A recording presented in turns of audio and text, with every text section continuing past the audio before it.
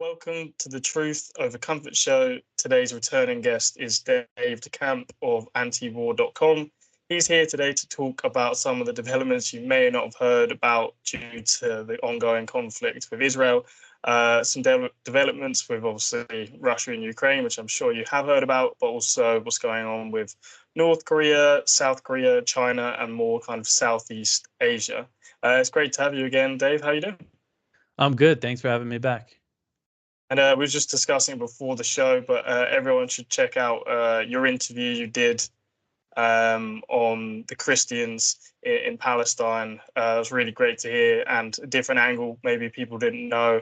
They probably think maybe only Muslims in Palestine, but there are Christians. So it's really good to hear about that. So I recommend people give that a watch. So obviously the big news going on at the moment that was quite out of nowhere, and maybe out of nowhere for Russia too, was obviously Ukraine invading Russian land. So can you just break down what's kind of happened there, the developments, and then we can kind of get to the implications and I guess the Western policy on it. But for now, just give us kind of the background on that. Yeah, so this did kind of was a surprise for a lot of people. I think it was last Tuesday that Ukraine launched this invasion into Kursk, which is one of Russia's oblasts that borders Ukraine. And it looks like they sent a few thousand troops in. I think the initial invasion force was about 1,000 troops and a few dozen armored vehicles. And they've, taken over like dozens of villages. And the fighting has been really heavy. So as of today, the fighting is still really going on, and Ukraine is claiming that they're making more gains, while you have the Russian Defense Ministry says that they've thwarted like a further breakthrough. It does look like after that initial push in that Ukraine hasn't really made any gains since then, but it's a pretty sizable chunk of territory that they came and took over. The question is if they can hold it, and they certainly are taking very heavy losses. It's tough to really know the casualties because neither side puts out numbers, but Russia's claiming that that the Ukrainian side has lost over 2,000 soldiers in the fighting so far. So it's definitely big. We don't know if that's exactly right, and that would include people killed and wounded, not just killed. But so it's big, and NATO doesn't think that Ukraine's going to actually be able to hold this territory. It looks like this is a maneuver to try to gain some leverage for peace talks, which are probably going to happen after the election in November. It kind of seems like, no matter who wins, even though you have Trump out there talking about a peace deal, this is Biden's war. This is Biden's proxy war. So they're not going to, even though Ukraine doesn't really have a chance of taking over the territory that it controls, the U.S. isn't going to go for negotiations before November, before the election. So that's just the reality. But I do think no matter who wins next year, we're probably going to see some negotiations. So that's what Ukraine seems to be doing. And Russia, a lot of people have been killed and displaced in this attack, and Russia is very obviously unhappy about it. So then we could get in, the implications could be, it depends how this is going to play out. Again, NATO seems to think Ukraine's not going to be able to hold the territory. And judging by what the Ukrainian officials have been saying, I don't think they really think so either, because they're saying, we don't want to hold this territory. We just want a just peace, basically saying it's for negotiations so they could try to get some territory back from Russia. So we'll see what happens with that. If Russia can drive this force out, which they probably will eventually, but it seems like it might take them a little while. And judging by what Putin said, I don't think he's going to say, all right, let's swap some territory now. I think he's going to focus on getting them out, and then we might see big Russian escalations just in the form of like bombing Kiev and things like that. But there's always the risk of something even bigger, because this is a U.S.-backed invasion of Russia. This is the biggest invasion of Russia since World War II. So, I mean, how is Russia going to respond to that? I just wrote up a story. President Biden said yesterday that the U.S. is in constant contact with Ukraine about this attack, and the Pentagon has said, they're using U.S. weapons, and that's consistent with our policy. this is a big escalation of this proxy war. And Putin said, that the West is using Ukrainians to fight them. So it's definitely, the risk of escalation of a major response from Russia is definitely a big concern as an American. And I haven't, maybe you've seen, I haven't really seen what the UK has been saying about this or what other NATO countries are saying. I know the EU said that they support it and everything, but um, it's just, man, it's something I couldn't have imagined a few years ago, like the US actually supporting a ground invasion of Russia. Yeah, no, I haven't seen too much about it myself. So just going back to what you said, so you say US backed, obviously using their weapons. Is there any evidence of? I know, I'm pretty sure I heard that they said they didn't have any foreknowledge of this. Is that still the line that the US wasn't involved with planning this, providing intelligence? This was Ukraine's own invasion of Russia. Yeah, that's what the U.S. is saying, that they didn't know anything about it until it started, which is kind of hard to believe, considering their the big counteroffensive that they launched last year, which was a failure. That was like, they did war games with the U.S. and that, like, the U.S. really helped them prepare for that. So it's tough to believe that the U.S. had no idea. I think there is a chance that Ukraine does things kind of that it doesn't run by the U.S. But something like this, I'm sure that at some level they must have had an idea that this was coming. And maybe that's one of the reasons why they recently gave them the green light to use U.S. weapons inside Russia. That was pretty recent development. That was in response to Russia's invasion, new offensive in Kharkiv, which is one of the northern Ukrainian provinces. Russia broke into there a few months ago, and Ukraine was saying, "Oh, we need to use U.S. weapons to hit Russia across the border in Kharkiv," and then the U.S. gave them the permission. And then they said, "All right, any of the border areas, you can use our weapons." So it does, if you look at that timeline, it is like, obviously, Ukraine felt like they could do this with U.S. support at least. Wasn't there? I saw a video going around a good few months ago. I think it was the ex-Joint Chiefs of Staff. I think it was his name, Mark Milley, where he was saying, Ukraine needs to like terrorize Russia. No Russian needs to be kind of feel like they'd be able to sleep easy. Is that something he said? Am I correct about that? Yeah, I think that was Milley. He said, I think he might have still been the chairman of the Joint Chiefs of Staff even when he said that. Which is the highest ranking U.S. military officer. Yeah, he said Russians shouldn't be able to sleep at night. And if we've seen, Ukraine has been attacking the border regions heavily for a while now, especially Belgorod. Lots of drone attacks, shelling. They've killed a few hundred civilians in Belgorod. And, we don't know the extent of how much that's supported by the U.S., but there's been some reports saying that these drone attacks are supported by NATO intelligence, GPS coordinates and stuff like that.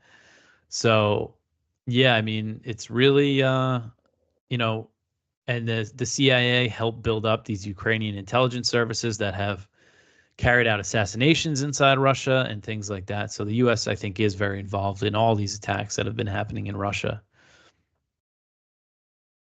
How many Ukrainian soldiers roughly have gone into this area? I think a few thousand now. I think the initial wave was about 1,000, but it's probably a few thousand. Not sure exactly how many though. Mm-hmm. And do you think this will change the shape of the war at all, or do you think this is more of a temporary PR win type of thing? I mean, I think it could. Everybody thought initially that Russia was going to be able to drive them out right away. It's going to take them some time. I mean, the thing is with this war, this is like modern. It's like World War I trench style warfare, but with drones and like you could see everything that your enemy's doing on the other side. So once like the defenses are like dug in, then it's really hard to move any territory. Russia has been making gains in Donetsk, but it's been slow. So I think if Ukraine is able to actually build up some defensive lines inside Kursk, then maybe they could hold some territory. But I don't know if they're really capable of that. I don't know how much this is going to hurt them on the other parts, like, because they're still losing territory in eastern Ukraine. And then, they're not believed to have really the manpower to sustain the war as it is. So sending all these guys to go invade Russia could really hurt them elsewhere. So I think it just depends how it plays out. And this war is really unpredictable. You know, it's like nobody really thought Ukraine could do something like this, but then they did. So it's tough to predict.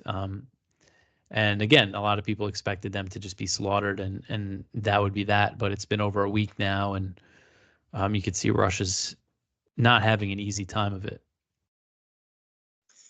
Do you think there's been a change in rhetoric at all from NATO, the US, and Ukraine about peace talks, or do you think it's just mention it? You know, because Ukraine is still clinging on, as you said. Everyone keeps saying they're going to fall, but they haven't. And if they have the manpower to just hold out and wait till Russia leaves, like in other wars where you've got to weigh out the enemy, I know it's a different style.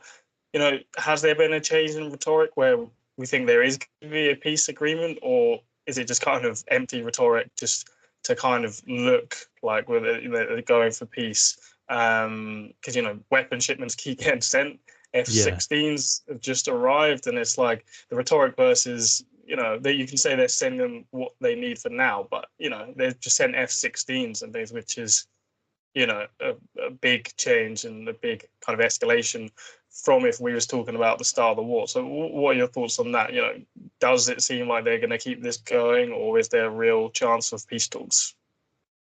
I think there's a chance now. I mean, this could change things depending on how it goes, but because recently Zelensky did start talking about peace talks with Russia. And that was a big shift, because for most of the war, he said, no talks with Russia, and his peace plan requires a Russian withdrawal from Ukraine, war crimes tribunals, and Russia giving up Crimea before talks could even happen. Then he started talking about inviting them to this summit. But now, I mean, maybe that was kind of a ploy while they were preparing this invasion of Kursk.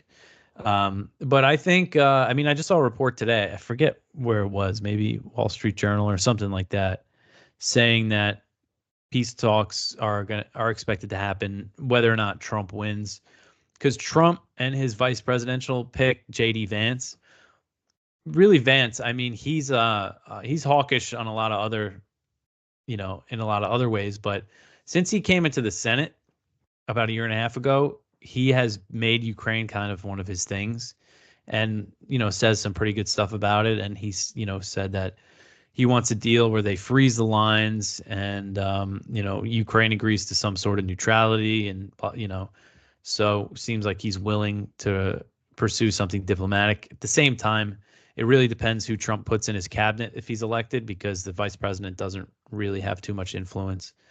But anyway, so it does seem like to me that there's a chance of peace talks in 2025. If Trump wins, more so, but even if Kamala Harris wins. But again, it's tough to say. I mean, NATO and the U.S., they have long-term plans. They would want to just kind of like a Korea situation, frozen lines, demilitarized zone, and they want to keep they want to keep arming Ukraine. They want Ukraine to be like a NATO bulwark on Russia's border, whether or not it's a formal member of NATO. That is what they want, so if, Russia probably won't settle for that, but at the same time, after a while, they might agree to something. So, because the thing is that, for real peace, they need like relations to be repaired between the U.S. and Russia, and that'll take a long time. And I don't think any Democrats or most Republicans really want to do that. So we might just see like a frozen conflict. What do you, I get on more the Russian side? I mean, what do you make of, obviously Russia's taken all this land, and some of it people argue obviously in Donetsk and places like that, obviously they're Russian speaking, but obviously they've kept going. When it's Israel doing kind of land grabs, and I know it's a very different situation, obviously it's condemned. Russia seems to, obviously there's all these kind of justifications, and I know it's a very different war and people see it differently.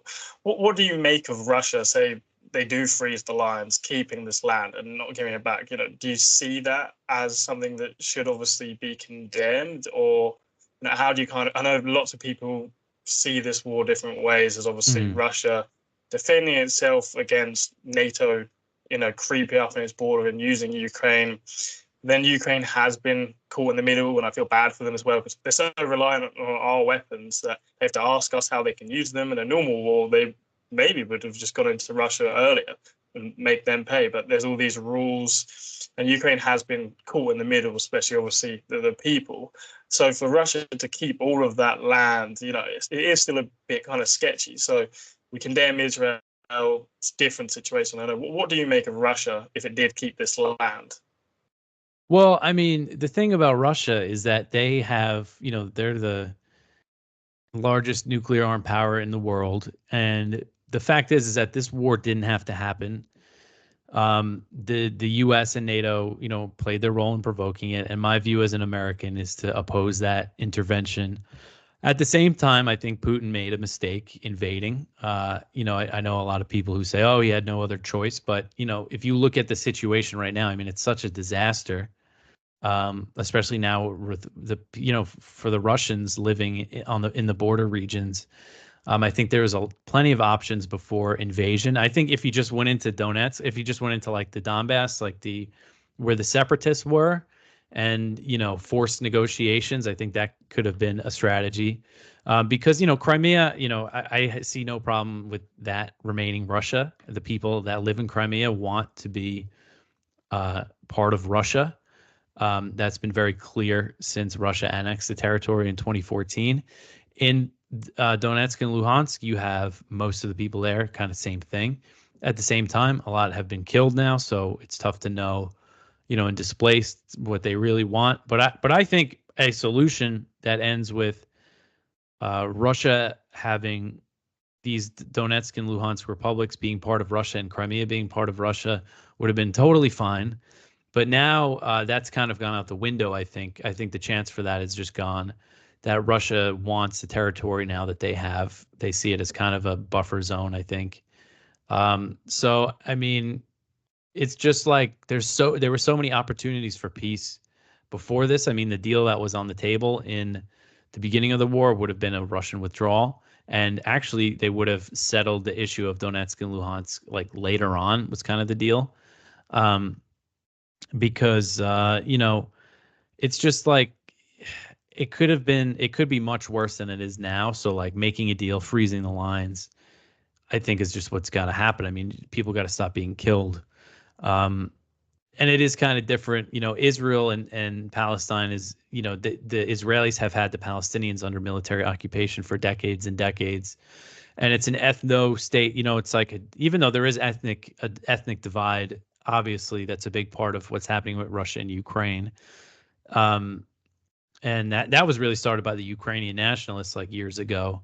But when it comes to Israel and Palestine and Gaza, I mean, they've been dominating these people for so long now. And, it's clear that they were never interested in peace and just wanted their land. Russia, again, I don't support the Russian invasion at all. I think it's foolish for anybody, especially Americans or whatever, to support another country's invasion. And I think it's horrific, the war. So many people are dead. I think it could have been avoided by both sides. Of course, NATO, and again, NATO really pushed this.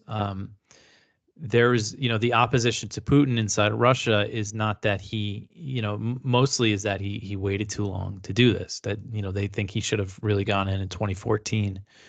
But yeah, it's just, we just need peace. We need this thing to stop, the risk of nuclear war to go away, and for them to work it out. I mean, the people in Ukraine, the government's completely corrupt. So I don't care what territory they control. I sympathize for the people on the ground, and I know that people living on the front lines, the Ukrainians, at this point, more and more just want peace, just want negotiations. There's an interesting story from the Daily Beast of all places. They interviewed Ukrainians in Kharkiv. This was before Russia invaded there again, right after the U.S. passed the big military aid bill, and all the people they interviewed said that it wasn't going to help. It's just going to, the officials in Kiev are just going to line their pockets. The war is just going to continue. And they spoke to what was interesting is that They spoke to people with different perspectives. One Ukrainian soldier who didn't want to go back to the front, one person who said she was pro-Russia, but then everybody else was mostly like, pretty pro-Ukraine, but just saying, we just need this thing to end so we can have our lives back. So I think that is what the people on the ground want. And it really doesn't matter to us, to me as an American, like which Slavic government controls the Donbass. Like it really doesn't matter at all. The reason why I care more about Israel and Gaza is because this has been an ongoing conflict for so long, and it's something that the U.S. has been so involved with for so long. Clearly, on one side, funding the military of one side, and Israel has so much influence over our government. Ukraine does in a way, but they're like a client state. When it comes to Israel, it's almost like the U.S. is subservient to Israel. So it is kind of different. So my view, like the way I approach things as a kind of libertarian, is like non-interventionist. And then, we need to know enough about these conflicts to oppose them. So that's why you see us kind of, especially when it comes to Israel, more so taking a side. And that's a side that a lot of, American Jews are on.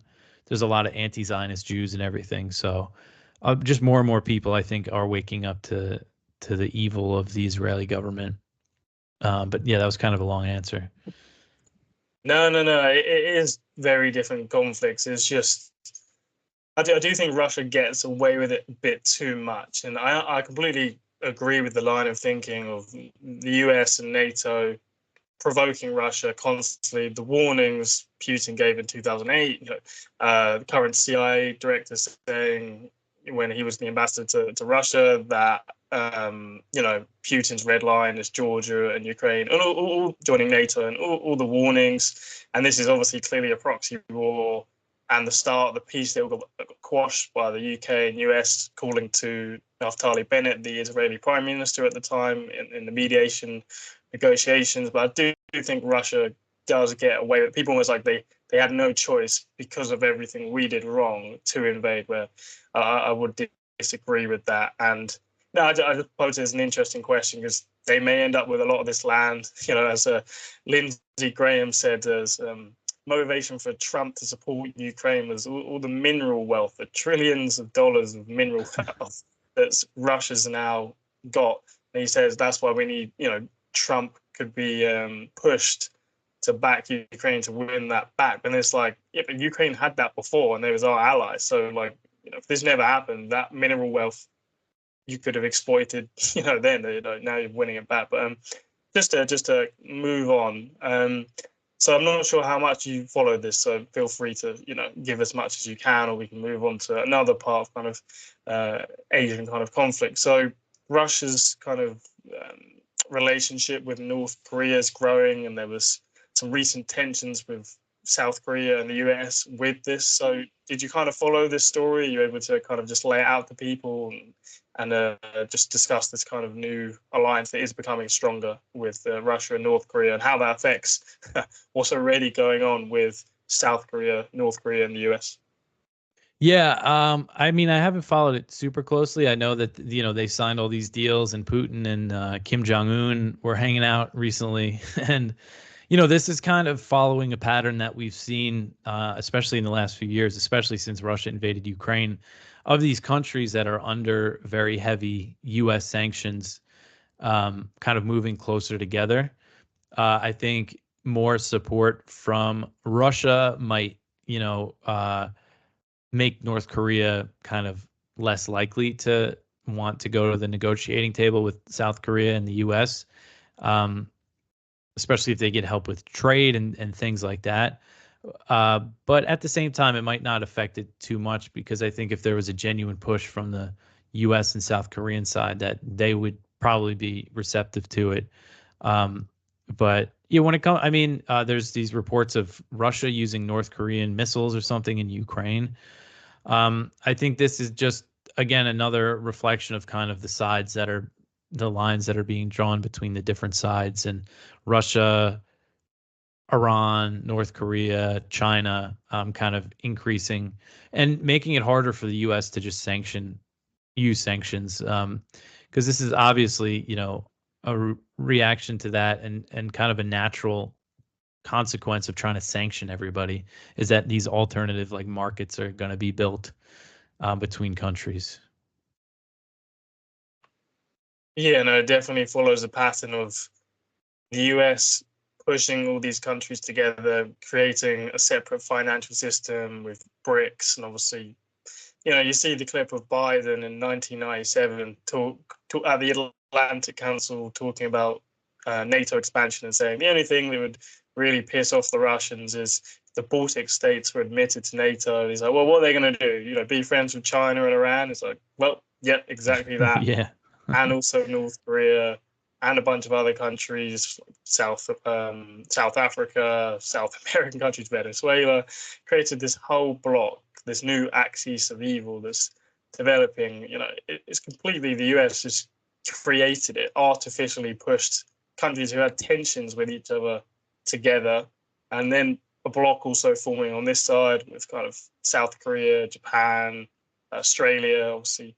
India's kind of in the middle, where it's obviously very friendly with Russia, but not with China. But yeah, it's crazy what the US wants to do. They want to control the world and be the empire, and they've basically just created a new bloc that can actually oppose that power. So very self-destructive behavior. I guess moving on, unless there's anything else you want to comment just between South Korea and North Korea in general over the last couple of months, not specific to Russia, just anything else kind of Yeah, I mean, things have been kind of just at this like status quo now. Well, they've increased, like one thing North Korea does is they send these like balloons full of trash over to South Korea, and they've been doing that a lot more lately.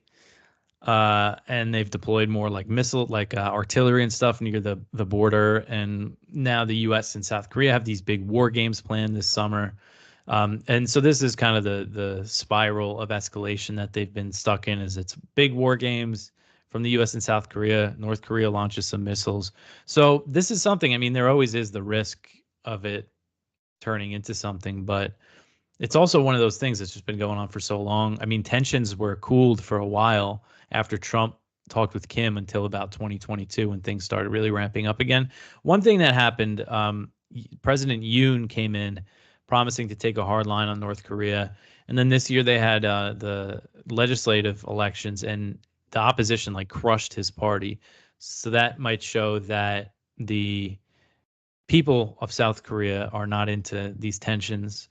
But the presidential election isn't until 2026. But still, that could affect his calculations, maybe make him more open to easing tensions. And that's something I hope Trump tries again if he's president again, is the diplomacy with North Korea. The thing I'm worried about is that the U.S. kind of sending all these bombers and submarines to South Korea. A big part of that is about trying to intimidate China, kind of flexing muscle toward China because China's pretty close. So I'm worried that Trump's, if he comes in and he has a lot of China hawks in his cabinet, which I think he will. I mean, even like the better people that could potentially fill his cabinet are basically all China hawks. I think there might be a chance that they convince him that this is good for the China policy. But you never know. Trump's kind of a wild card. So hopefully I'm hoping that he goes back to his instinct of diplomacy and going over there to talk to him. I mean, do you think Trump will be different? Because I follow a lot of Michael Tracy tweets and kind of what he does, because obviously he laid out a lot of the case of obviously Trump was very influential in this last Ukraine bill, getting through, working obviously with Mike Johnson and basically not holding up anymore. And, the Trump supporters, like, the Democrat supporters, just seem fully on board with him no matter what he does. Yeah. And, he's been kind of more brazen with some of the stuff he says. And obviously these donors are all coming in and lots of people are backing Trump. But there's almost been a strange shift. Obviously there was always people who backed him, but even with like tech, and then, I don't know, it just seems a little bit different this time that he might, do you actually believe he's going to be any better, or do you think it could be worse? That's the thing with him. It's really tough to predict. I mean, I think there's a chance, again, I think if he wins, we'll really get the indication when he starts filling out his cabinet, when he starts picking his Secretary of State, Secretary of Defense. That's what really matters. And so I think there's a chance. I mean, there's a chance that he's not good at all and just does whatever the people he surrounds himself with want him to do, because Trump really just cares about winning again. He just wants to be president again. And he doesn't really articulate anything that he's going to do once he gets in. He'll say things like about Ukraine, like, oh, I'll get a deal done in a day. But that's just typical kind of Trump rhetoric. Again, I do think Ukraine, that there is a chance that he'll be better than Biden. But yeah, there is the worry that once he gets in, it's just kind of going to be whatever, because he's president. He's not going to have to run another campaign. So his promises, he might not fulfill. But yeah, and I don't know. I think, again, it's really hard to predict. But Biden, I mean, has just been escalating in like every possible place. I think Trump could be worse with Israel and Gaza. I think there's a chance a Trump administration might just try to bribe Egypt into just letting all the Palestinians in and just, let Israel complete their ethnic cleansing and take over Gaza and then start working on the West Bank. Like, I think he could be that bad on Israel. So yeah, only time will tell. And then when it comes to China, I mean, he said some interesting things about sanctions lately. Like he might rethink them, even though his administration sanctioned more countries than any other administration. But then Biden came in and the sanctions have just increased in every administration, like, so much.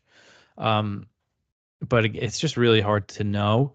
I think he would probably just be better for Ukraine, is the one thing I would pretty confidently say it'll be better, even though he did end up backing Mike Johnson when he did the Ukraine thing. That happened after the primary.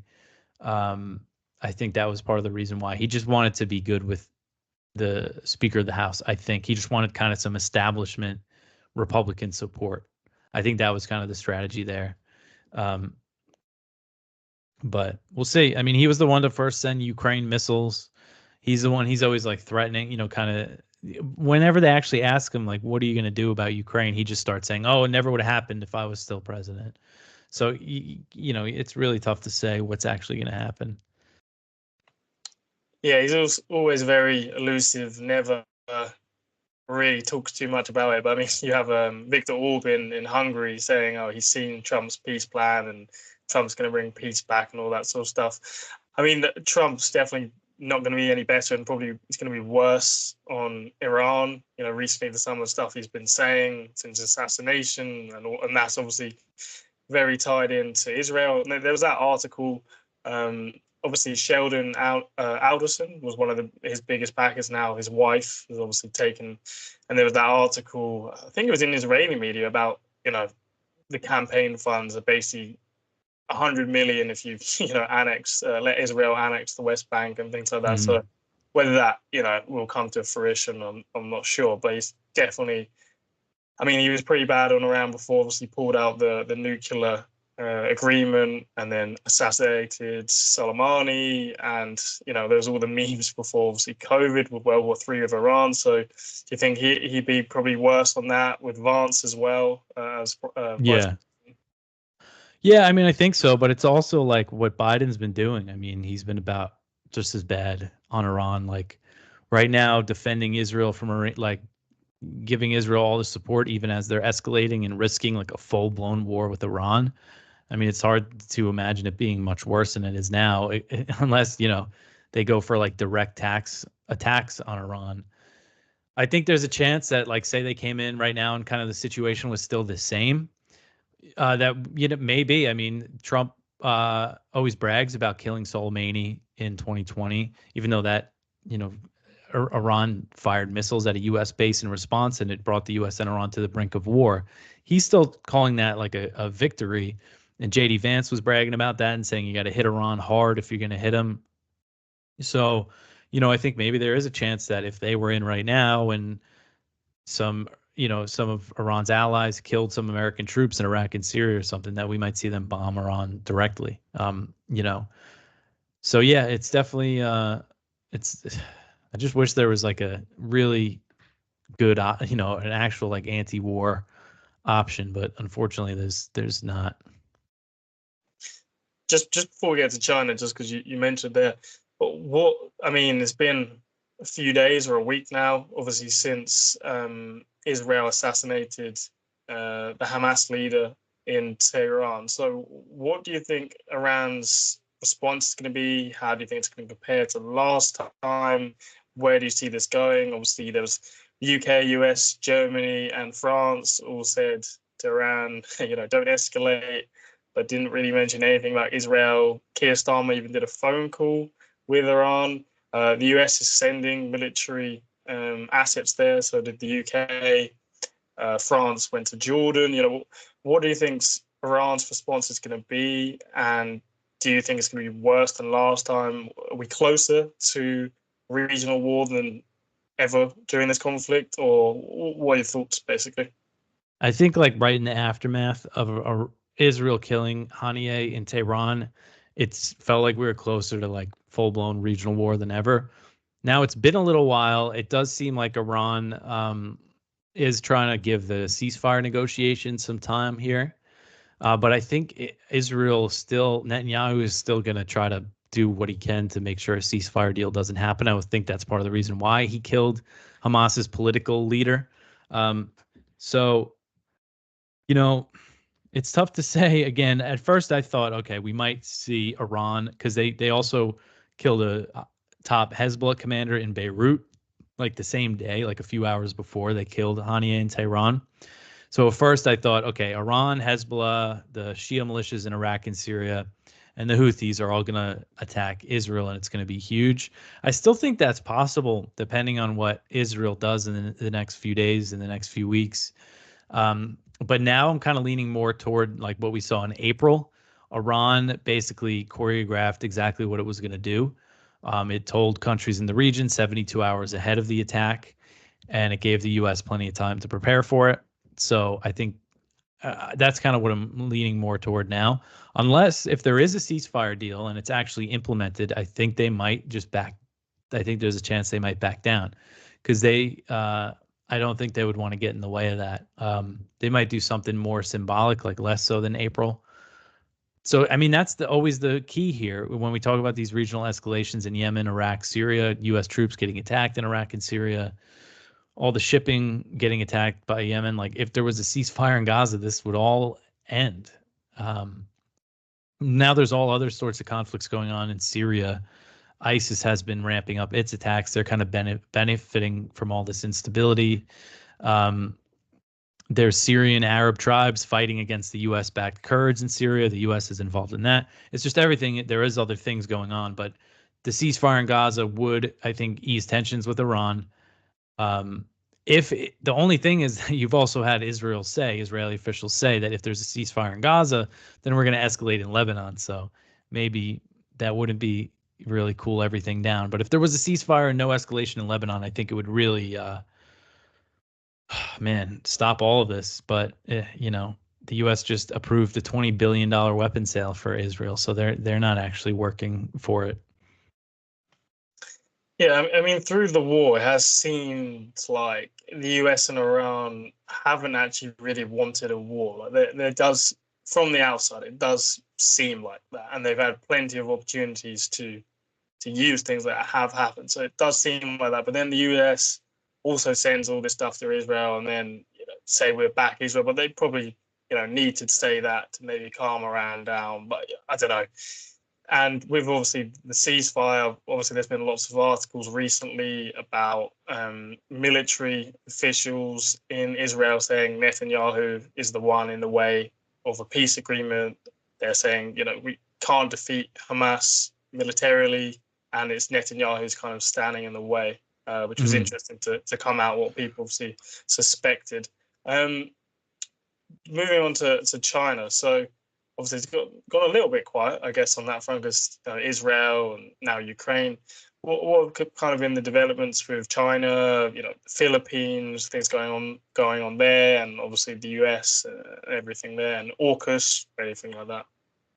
Yeah, so I mean that stuff is still like all happening. Like this kind of U.S. attempt at building alliances in Asia, in Southeast Asia, in the Asia Pacific. to prepare for a future war with China, because I mean that's like explicitly what they're doing.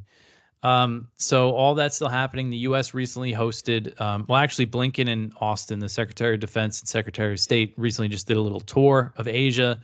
They were in Japan and announced all this new cooperation with Japan's military. They're revamping the U.S. military command in Japan. They went over to the Philippines. And they're actually giving the Philippines $500 million in some new military aid. The U.S. is building up its bases there, stepping up joint exercises with the Philippines, Japan in the South China Sea. Australia is getting in on that too. And these are all escalations, like especially the joint the drills in the South China Sea with all these different countries getting involved. And tensions have been very high between China and the Philippines over these disputed, shoals in the South China Sea. They recently agreed on a deal to ease tensions around one of them, but then they've disputed the details of the agreement. But there hasn't been any big like encounters, because for a while there was like, what happens is it's this Second Thomas Shoal, it's called. It's in the South China Sea. China and the Philippines claim it. Vietnam and Taiwan also claim it too, but the Philippines occupies it. They have a ship that's been grounded on it that they use as a base for the area.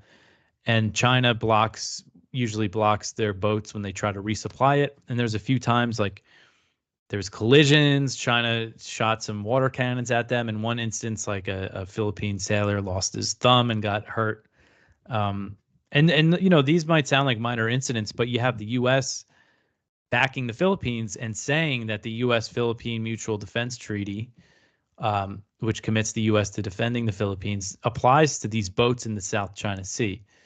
So saying that they'll intervene and fight China over this maritime dispute. So it was good to see them reach this deal. Again, they disputed some things and they're still angry at each other about other parts of the South China Sea, but we haven't seen any major incidents there in a little while.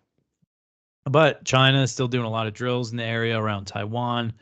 Taiwan's, kind of increasing its drills. Things are still slowly kind of ramping up in that part of the world.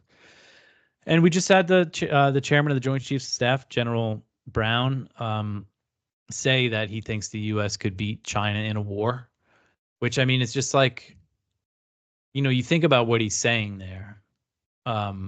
That's the highest level U.S. military commander. I mean, if China, of course, they're preparing to fight a war with the U.S. too over Taiwan. They've been preparing to fight a war over there for a while. But just how does that sound to China and the rest of the world? That sounds like the U.S. is ready to fight a war with China, even though they have nukes.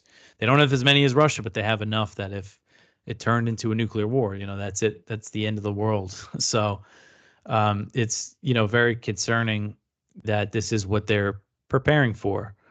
And these things continue. You look at in the U.S., recently had Biden sign into law this big $95 billion foreign military aid bill that included aid for Ukraine, Israel, and then Taiwan and other spending in that region. That's where they got the $500 million for the Philippines. But you look at the House vote, because the House voted on it separately. And the one that received the most support was the spending for Asia, more so than Ukraine and much more so than Israel. So there is kind of a bipartisan march toward war with China. And like, it sounds totally crazy. Sometimes people think, that I'm wrong saying this. But again, if you look at what these people are saying, if you ever look at any kind of Senate hearing on China, it's completely hysterical. China's the number one enemy. That's what the Pentagon has said.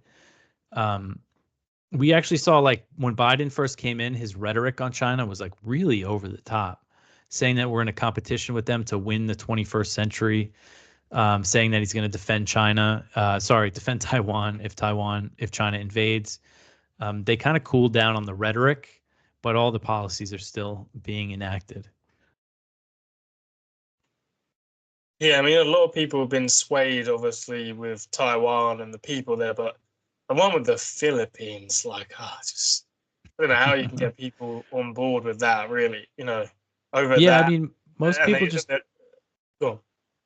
Most people just aren't, I don't think, aware of it, of the U.S. committing to going to war here and building up all these bases and sending these new missile systems to the Philippines.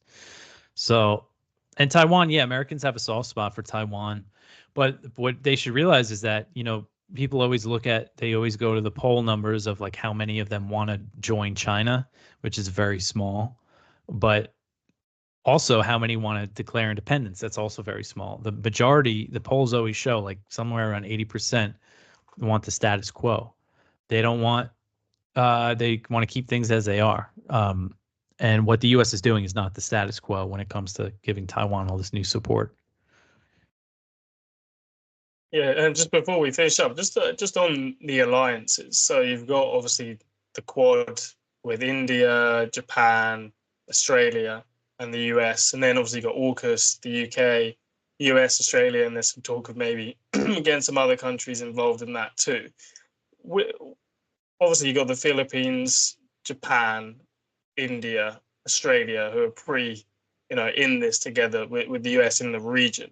What other kind of countries in Asia, Southeast Asia, kind of on board with this? Even like New Zealand's not anywhere near as on board, obviously, as Australia and Oceania, but within kind of Southeast Asia, got the Philippines, Japan.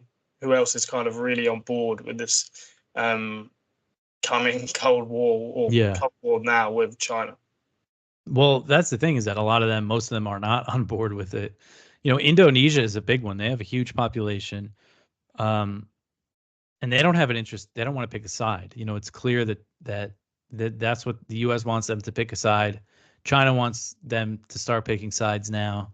But these countries, these ASEAN countries, the Association of Southeast Asian Nations, most of them do not want to pick a side here. They don't, because they know if there's a war between the U.S. and China, it's going to be fought in Southeast Asia. So it's really the Philippines is the only one that's like all in. Vietnam, you wouldn't think, because Vietnam is, their government is communist. They've been kind of increasing ties with the U.S. lately, but they're also like not, they're also close with China. Cambodia is more leaning more toward China. Singapore, Singapore is a very small country, very wealthy country. They don't want anything to do with this. They just want to keep making money. So Indonesia is an interesting one because they're like a developing country with, I think they have like 300 million is their population. A lot of emerging markets there, so that's a big competitive area for the U.S. and China. Then you have kind of the smaller Pacific Island nations, and it seems like most of them are leaning toward the U.S. A lot of them are U.S. territories, or they have like this arrangement where they essentially are U.S. territories, but not formally. And a lot of them are influenced by the Australian government, which is all total client state of the U.S. It's really pathetic, actually. I really like Australia. That's where my wife's from, and we were there recently. But like, they just let the U.S. do whatever it wants. I was really surprised by the Julian Assange deal. That was great. That actually happened while I was in Australia. But yeah, they need to be more independent. The Australians, they got to cool things down. But if you watch their media, it's completely crazy. They're like, war's coming with China, like it's really nuts. But I think most people that live there don't want that. Well, Rupert Murdoch's in, US media, UK media, but he's Australian. He owns loads of Australian media, and he's constantly always war hawk on these types of things. And yeah, Australia, they just sold themselves out. You must have seen some of the comments from the ex-prime minister. I think it's Paul Keating. Paul Keating? I can't remember his name. Yeah. He's just like, Australia's literally just tied itself to the hip with the US for no reason. Like China and Australia didn't really have any tensions, and now they can go, oh, there's going to be a war because you created it. So people are like, oh, Ukraine and what happened there shows, Russia could invade the UK or whoever. It's like, yeah, but if you didn't provoke them and you had friendly relations with them, they wouldn't invade you. Like the risk we create is from our actions towards them. It's not just like Russia just randomly spins a wheel, goes bang, we're going to invade them. Doesn't matter if we're getting there. It's just bizarre. Like Australia is just, New Zealand's obviously a lot better on it, but they might get pulled into it. But Australia, obviously, a much larger country. But yeah, there's just no reason for them to get involved at all. Yeah, and it's interesting. I think his name is Kevin Rudd. He's another former prime minister. He's actually the ambassador to the U.S., and I think he had a lot to do with the Assange deal. But he wrote a book called, I forget exactly what it's called, but it's about the coming war with China, avoiding, the war between the US and China. And he said something interesting in there, and I never put this together. Like, China did recently take some trade action against Australia. And he said it was because after the Quad was formed, the US, Australia, India, and Japan, well, after it was revived, China took it out on Australia because the Australia was kind of the only one that it could take it out on. So they imposed all these trade restrictions and stuff. They've been kind of working through that, but I just thought that was interesting. It's like a direct consequence of joining with the U.S. in this military thing against China. Yeah, I mean, the Julian Assange thing, I think, surprised a lot of people. Came out of nowhere. I mean, I'm guessing maybe it was just Australia putting all this pressure on the US and going, listen, we've got AUKUS. We're going to buy Yeah. a lot of weapons from you. We've signed up for your war. We need a win, even if it's just about public relations. They probably don't care about Julian Assange. Australia, a lot of war crimes got exposed as well, like in Afghanistan and things like that. So I think it must have just been Australia. Listen, we need a win. We're doing all this for you. You need to give us this. That Yeah. would be my guess. Yeah, I think you might be right about that. Anyway, I'll leave it there. You've given me an hour. I'll let you go. Appreciate you coming on again. It's always nice to chat. Always seems to be the tensions get worse every time I interview. But yeah, thanks again. And people need to check out, obviously, all your work, antiwar.com, read the articles. If you can't be bothered to do that, watch your rundown every day, about 25 minutes. And look out for your next interviews. Do you have any lined up? I know it would be just like the odd thing when you're kind of feeling it, but do you have any lined up or any thoughts? No, I do want to do some more though. So I think soon I'll probably have another one. Yeah. Yeah, well, I look forward to it. It was great to watch the one before about the Christians in Palestine. People should check that out. But yeah, thanks again and speak soon. Yeah, thanks for having me.